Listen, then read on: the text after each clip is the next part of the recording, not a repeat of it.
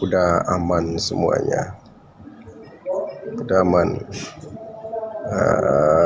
Percaya satu Tuhan, Tuhan Allah yang Esa. Percaya Ibrahim diutus, percaya Musa diutus, dan Yesus pun diutus.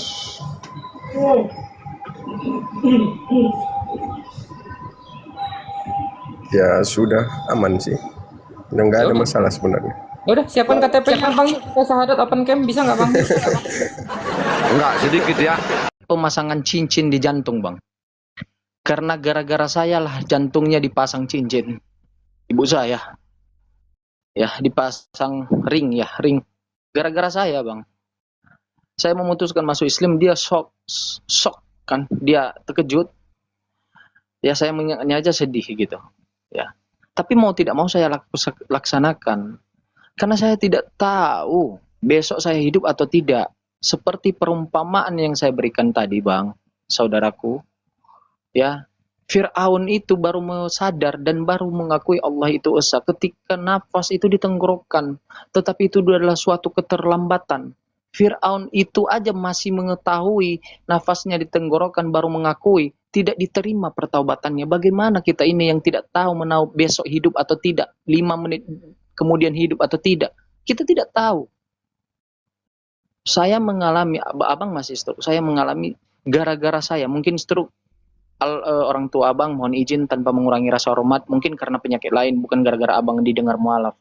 Saya itu bang, saya pertama kali membaca Al-Quran, ya terjemahan, mama saya shock, masuk rumah sakit berminggu-minggu, itu bukan suatu kebohongan, banyak saksinya di komal-komal Bank Inspirasi. Handphone saya dihancurkan, gitu. Gara-gara saya, mama saya dipasang ring.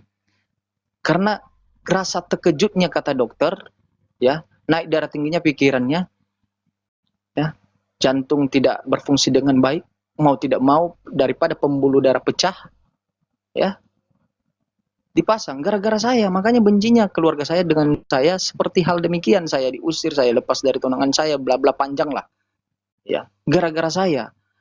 Bisa nggak saya dikatakan anak durhaka? Ya mungkin bagi manusia lain mengatakan saya anak durhaka.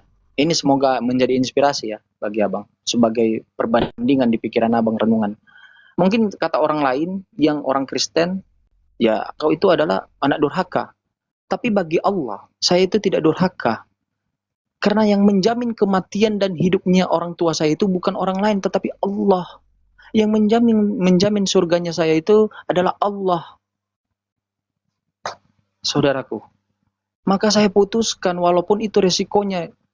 Seandainya daging ini busuk jari saya, tetapi daripada jari saya ini menular hingga busuk ke tangan saya, ke siku saya, lebih baik saya potong. Lebih baik saya terlambat daripada tidak sama sekali, saudara. Ya, bagaimana? Siapa yang tahu hidup kita ini masih hidup 5 menit, 2 menit, 3 menit, ataupun habis dari komal ini abang tiba-tiba jalan, kita tidak tahu kecelakaan apa, ujian apa yang dikasihkan Allah. Padahal niat abang untuk mualaf tetapi tertahan karena keluarga. Adakah nanti keluarga yang menolong kita? Ini hanya suatu perbandingan. Saya bukan mencerca, mendoktrin abang, tidak. Tetapi saya ceritakan kisah saya kepada abang. Mama saya masuk rumah sakit di Adam Malik, Medan. Itu dipasang ring. Ya, berminggu-minggu, hampir 2 bulan mama saya di tempat tidur. Itu gara-gara saya masuk Islam, bang. Gara-gara saya masuk Islam. Bagi orang keluarga saya itu adalah anak pembawa sial, anak pertama pembawa sial, anak laki-laki pembawa sial, anak durhaka. Tetapi bagi Allah, di dalam Al-Quran dan di dalam Bible, menyatakan bahwa saya itu adalah orang yang bertunduk di hadapan Allah, orang yang berserah diri kepada Allah, tanpa melihat apa isi dunia, tanpa melihat doktrin perintah manusia, termasuk perintah orang tua saya, termasuk doktrin orang tua saya dalam kondisi keadaannya. Jadi, saudaraku, saya hanya menyampaikan cerita kehidupan saya, karena saya pernah di posisi Anda. Saya sedih nangis karena mengingat, ya mama saya dipasang ring, menahan sakit. Masang ring itu tidak enak, saudara. Ya, sakit, dia merasakan sakit. Saya melihat dia di rumah sakit saya tidak diizinkan oleh keluarga saya, karena saya penyebabnya. Gitu. Jadi, tidak saya jadikan itu suatu penghalang untuk masuk berserah diri kepada Allah. Semua ada ketentuannya. Mati hidup itu ketentuan dari Allah. Ketika Allah seandainya pada saat saya mualaf Allah mencabut nyawa ibu saya, itu adalah udah ketetapan Allah yang sudah dibuatnya sebelum dia ada di dalam kandungan, yang sudah diperlihatkan namun kita tidak menyadarinya gitu. Ya, itu ketetapan Allah. Allah yang menentukan mati hidupnya. Gitu. Jadi bagi saya dengan pemahaman abang, dengan keadaan abang, ya karena keluarga, ibu saya, orang tua saya lagi stroke, ya saya sama juga bang. Tetapi saya harus mengambil keputusan mau tidak mau. Mana yang saya prioritaskan? Keadaan kondisi orang tua saya, tetapi tidak menjamin hidup dan mati saya. Tetapi kalau saya mengikuti prioritasnya Tuhan, perintahnya Tuhan, saya dijamin surga dan menjamin kehidupan keluarga saya. Saya dihadapkan dengan dua pilihan tersebut. Tetapi saya memilih untuk Allah. Karena saya masuk dalam Islam kafah. Masuk dalam Islam itu kafah bang. Islam itu bukan hanya soal dua kalimat syahadat, asyhadu an la ilaha illallah wa asyhadu anna, bukan hanya itu, bukan hanya sekedar sholat. Kafah itu keseluruhan, mulai dari mental. Sejak kau mengucapkan dua kalimat syahadat, ada ujian di depan mata Anda, keluarga Anda, istri Anda, anak Anda, orang-orang terdekat Anda, pekerjaan Anda. Secara fisik, Anda harus dituntut untuk bangun pagi untuk sholat. Anda dituntut untuk membatasi kemaluan Anda, daging Anda, hawa nafsu Anda. Pikiran, Anda dituntut untuk tidak berasumsi lain tentang Islam, berasumsi lain tentang wanita yang kita lihat. Anda dituntut untuk apa? Sabar, hati secara mental, bang. Jadi, masuk Islam itu bukan hanya sekedar asyhadu an la ilaha illallah, kita mentuhankan Allah, udah sekedar itu. Tidak. Ada yang berurutan perintah syariat di dalamnya. Ketika saya menjalankan, orang tua saya masih hidup, alhamdulillah. Ternyata ketentuan Allah masih memberikan nafas kepada orang tua saya. Walaupun mereka menolak saya. Ya. Jadi saya ceritakan ini sebuah renungan kepada abang. Karena saya tahu posisi abang. Orang tua dalam keadaan sakit, saya juga dulu dalam keadaan sakit. Ya, tiba-tiba ada kabar. Lalu kita dipanggil tuh. Makanya saya tahu pasti digembalakan. Karena saya dulu dipanggil juga pendeta. Bapak saya yang di kampung itu punya adik. Dia juga bapak gembala, pendeta. Dipanggil lagi. Pendeta tapi menpukul sama saya. Assalamualaikum warahmatullahi wabarakatuh. Salam warahmatullahi. Izin Kalau bang. aku bang, oke lanjut Jemen. Tunggu dulu bang Ya. ya, biar diselesaikan dulu ya Hijimin ya. Ini saya menyampaikan, saya tidak mau menyentuh apapun, saya tidak membawa dalil kepada Anda, tetapi saya menyampaikan sesuatu hal yang real, fakta di kehidupan kita. Orang tua dalam keadaan sakit, ya kita dihadapkan, oh kalau saya masuk Islam, membuat pikiran orang tua jatuh sakit, lebih sakit lagi. Saya sudah di posisi itu bang, dan saya melewatinya. Alhamdulillah Allah masih berpikir lain, bercerita lain, mengambil keputusan lain, bahwa orang tua saya masih diberikan kesempatan hidup. Soal nanti orang tua saya mati atau tidak bang, bagi saya itu urusan Allah. Kalau pada saat itu orang tua saya meninggal, itu sudah ketetapan Allah. Bukankah nyawa hidupnya manusia itu kan dari Allah, gitu. Ngapain saya harus khawatir? Justru saya khawatir ketika saya sudah mengetahui kebenaran, sudah mengetahui siapa Allah itu, sudah mengetahui agama yang mana yang harus saya tunjuk, agama mana yang diperintahkan oleh Allah di dalam kitab suci, tetapi saya masih mengulur waktu karena memikirkan duniawi, memikirkan orang-orang di sekitar saya. Tiba-tiba kematian datang. Nauzubillah min zalik bang. Ya. Kita orang-orang yang merugi. Tidak bedanya kita dengan cerita Fir'aun. Gitu. Jadi saya hanya menyampaikan hal demikian. Suatu batu loncatan atau renungan kepada abang. Ya. Saya masuk Islam. Ya bang. Itu tidak gampang bang. Banyak cobaan. Semua muslim, semua mu'alaf itu banyak cobaannya dengan cara cobaan yang berbeda-beda. Saya yakin itu. Ya. Justru itu. Bang, kenapa boleh bertanya bang, kenapa bang Ya. masuk Islam? Oke, sabar. thank Nah you bang Bang nanti bang Jiman. ya, bang Bintang, masukannya. sebentar bang Bintang ya, sebentar bang Bintang ya. Itu jadi Tunggu dulu Bang abang Jimen, ini Bang. kok nyela-nyela Kristen Jadi- atau Muslim? Tunggu dulu. Ya. itu jadi motivasi saya juga Ya. sih. Bang Jiman, thank you pencerahannya, agak sedikit terbuka otak saya juga. Iya. Bang, Eh, saya sedikit lagi bang. Saya bukan ngarang-ngarang bang. Datang ke Komal Inspirasi. Saya curhat sama dia, mama saya masuk rumah sakit. Gara-gara saya mualaf. Banyak yang menyaksikan mama saya masuk. Lagi di mana Jimen? Saya lagi di rumah sakit, mama saya masuk rumah sakit. Ya saya bukan dipasang ring loh antara nyawa hidup dan mati. Pembuluh darahnya mau pecah. Udah sempit tuh pembuluh darah. Bayangkan coba, gara-gara stres memikirkan, saya baca Sirah Nabawiyah, saya baca Al-Quran, saya baca kisah Islam. Bayangkan coba, dipanggilkan pendeta, saya tanya balik tuh pendetanya, saya debatin, pendetanya nggak bisa jawab. Sama halnya mempermalukan pendetanya di hadapan orang tua saya, keluarga saya. Saya tertawakan untuk pendetanya. Siapa tuh orang tua yang tidak naik pitan? Siapa tuh orang tua yang tidak naik emosionalnya?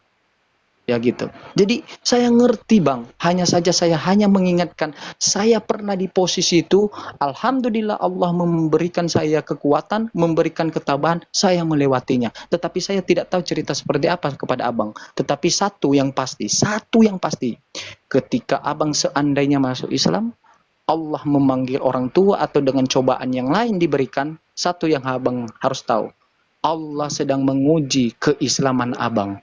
Allah sedang menaikkan derajat Abang dengan hilangnya atau bertambahnya apa yang ada di sisi kita. Itu saja yang saya sampaikan Bang. Mohon maaf kalau saya terlalu emosional karena saya pernah di posisi seperti itu. Kira-kira begitu. Silakan dilanjutkan. Oke, aku tambahin sedikit Bang ya. Itu aku difitnah sampai membunuh abang sendiri karena masuk Islam. Biar abang tahu, makanya kalau orang berkata-kata tentang aku, keburukan aku tuh tidak ini lagi Bang, tidak ambil pusing lagi, karena yang lebih kejam fitnahan itu udah kurasakan. Jadi kalau kata orang, kamu masuk Islam karena kaya, kamu masuk Islam karena perempuan, itu hal biasa Bang, itu sangat hal biasa lumrah. Abang tahu, aku itu masuk Islam setahun yang lalu, tahun 2019, lalu aku kabarkan kepada orang tuaku tahun 2020 dan 2021 ya. 2021 kabarkan, jalan 2 tahun berarti. Nah, ku kabarkan kepada bapakku di situ, mamaku, dan abang aku lagi sakit. Dia di waktu sakit masih mau makan. Setelah aku beritakan bahwa aku masuk Islam, dia nggak mau makan lagi karena dia bagian pendiri gereja, bagian daripada dibilang apa ya? Dibilang Perhangir. nggak, bukan Bang, bukan. Nah, lupa, pokoknya aku bagian besar dari gereja. Nah, di situ dia nggak mau makan lagi sampai masuk rumah sakit, sampai dia meninggal, mati, metong lah dibilang. Sampai aku difitnah abang aku sendiri, gara-gara kau abang meninggal katanya, mati. Situ abang tahu rasanya gimana? Rasa dunia itu udah nggak berpihak sama aku Bang. Kurasakan itu Bang, kayak semua nih musuh sama aku. Semua manusia musuh sama aku tuh. Nangis sendiri, abang tahu nangis aku sampai apa? Sampai nggak bisa mengeluarkan air mata. Serasa dunia tuh bukan orang lagi, bukan keluarga. Dunia memusuhi aku Bang. Gak ada yang dekat sama aku, nggak ada, semua menjauh. Di situ aku rasakan. Sampai kayak terpojok, abang tahu rasanya ketika dikepung sama musuh. Dikepung sama musuh nggak bisa ngapa-ngapain lagi, udah pasrah aja istilahnya. Kalian bunai lah aku gitu dah. Begitulah udah pasrahnya aku Bang. Serasa aku bilang, ini ujian ya Allah gitu. Ini ujian kah? Keluarga membenci, teman-teman menjauhi, bahkan orang Islam di kampung aku mengatakan aku dan karena masuk Islam karena nikah. Itu lingkungan Bang, aku nggak bahas tentang Islamnya Bang, aku bahas tentang orangnya Bang. Di situ yang kurasakan. Fitnah apalagi yang ku alami di waktu itu. Makanya sekarang orang ketika memfitnahku, kamu masuk Islam karena kaya, pengen ini, apa, itu hal biasa, udah ala, gak ada apa-apanya lagi gitu. Jadi fitnahan yang cobaan-cobaan yang dialami daripada orang-orang Bang, itu kayaknya aku tuh udah melampaui batas lah dibilang tuh. Memang Allah tuh menguji hambanya. Allah tahu karena beliau tuh kuat, kamu tuh kuat, kamu kuat, makanya kamu diuji. Bayangkan tuh, aku udah nggak bisa ngomong apa-apa lagi tuh Bang. Mama aku bagaimana, abang aku sampai mengatakan begitu, sampai memfitnah aku gara-gara aku masuk Islam, aku membunuh abang aku, begitu. Ternyata itu cobaan. Aku bilang sama abang aku, diam dulu lah kau nih kenapa sih kau ini sibuk banget sih, Tru? Sabar, Tru. Nanti kita bantah kau ya. Nah, di waktu itu Bang, aku bilang Bang gini Bang, kalau kalian membenciku silakan, aku bilang dari awal aku bilang, Mak mungkin aku salah di mata orang Mama karena aku masuk Islam, mungkin aku salah. Agama yang Mama wariskan itu berdasarkan daripada agama Mama. Kalau itu aku udah besar memilih agama yang baik, menurut aku baik, ini baik, itu pilihanku. Tapi kalau aku mengikuti agama Mama berarti itu pilihanku juga. Tapi aku memilih Islam, ini agama pilihanku, aku bilang. Mama tuh hanya sebagian dari warisan. Aku bilang gitu. Setelah itu abang aku lah bilang, itulah hampir mau di ini loh, sampai mau di ribut sama abang aku hampir. Tapi yaudahlah, itu hanya cobaan semua. Aku bilang, Bang, setiap manusia itu Bang akan binasa Bang, aku bilang. Dalam Islam itu juga menjelaskan setiap manusia itu akan binasa. Gak ada manusia yang kekal di dunia ini, aku bilang. Hanya tentu waktu kita yang nggak tahu kapan, aku bilang. Entah setelah abang ini metong, mungkin aku selanjutnya, aku bilang. Aku bilang gitu, enggak, masih dipitnah. Gara-gara kau katanya, bayangin tuh. Kan di Al-Quran jelas kan? Pengkhotbah 9 nomor 5 juga menyatakan setiap manusia yang hidup akan benar-benar setiap manusia yang hidup mereka benar-benar tahu mereka akan metong, kan gitu kan, di khotbah 9 nomor 5. Manusia yang hidup itu benar-benar tahu mereka itu akan metong, dan orang metong tidak mendapatkan upah lagi. Tapi kata Paulus di Roma 6 nomor 23, upah dosa ialah maut. Nggak nyambung. Kan jelas tuh di Al-Quran, kullu nafsin dha'iqatul maut, setiap yang bernyawa pasti akan merasakan kemeninggalan. Wa innama tuwafawna ujurakum yaumal qiyamah faman zuziya 'anil nari wa adkhilal. Pas ya ini tuh. Nah, baru itu menjelaskan Bang, nanti yang menjadi apa kita itu Bang, penentu kita itu bukan orang tua kita, bukan siapa kita yang dijelaskan Jemen tadi, bukan. Tapi amal ibadah kita nanti yang memasukkan kita ke surga atas rahmat Allah, keriduannya. Sebagaimana nanti abang tuh meridu kepada Islam. Ujian abang mungkin orang tua sakit, begini. Dulu aku masih Kristen Bang, banyak kali uang aku. Sebelah masuk Islam, difitnah aku gara-gara mau kaya.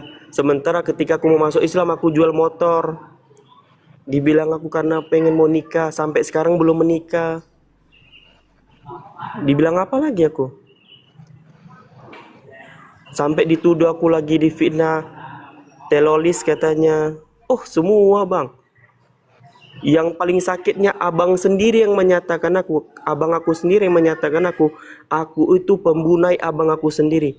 Karena aku sangat mencintai abang aku yang meninggal itu. Itu aku sangat cintai. Dia orang yang benar-benar bantu aku ketika aku sekolah. Situ aku sampai nangis yang nggak tersengguk-sengguk. Bahkan teman-teman mungkin tahu dulu bagaimana aku menceritakan. Gitulah. Ya. Jadi itulah kami menceritakan ini Bang Sai. Bukan mengatur psikologi Anda, tidak. Tetapi kami hanya menceritakan kisah kehidupan kami, Bang J, Bang Salpa Saribu, saya pribadi, ya, sebagai mualaf yang sudah melewati proses itu. Gimana sih rasanya? Apa sih yang dihadapi? Sama Bang, yang dihadapi tidak jauh beda apa yang saya hadapi dengan Bang Salpa Saribu. Begitu juga Bang J. Oh ya, satu lagi Bang Jemen, sama masalah tentang pendeta. Aku juga didatangin Bapak pendeta sendiri. Kami sebut dia Amang dalam bahasa Batak ya. Biasa tuh orang Batak tuh manggil pendetanya Amang. Dia ngaku dari Islam bertahun-tahun. Saya nggak mempertanyakan tentang kekristenan tuh, masih mempertanyakan. Kata dia ngaku dari Islam bertahun-tahun. Seorang ustadz. Ku pertanyakan, Amang, pertama kita berdialog santai. Manggilnya Amang masih. Ketika ku katakan, Amang kalau memang dari Islam coba baca Al-Fatihah, aku bilang. Habis itu apa kata dia? Jangan kau panggil aku Amang lagi, katanya gitu. Udah jangan kau panggil aku Amang lagi. Udah nggak ini ya lagi kau sama aku, katanya gitu. Loh, kenapa dari awal dia nggak ngomong gitu?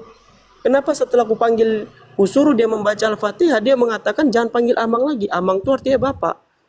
Bapak rohani. Ya. Turun dia. Turun. Enggak kabur, dia enggak kabur Bang Jai.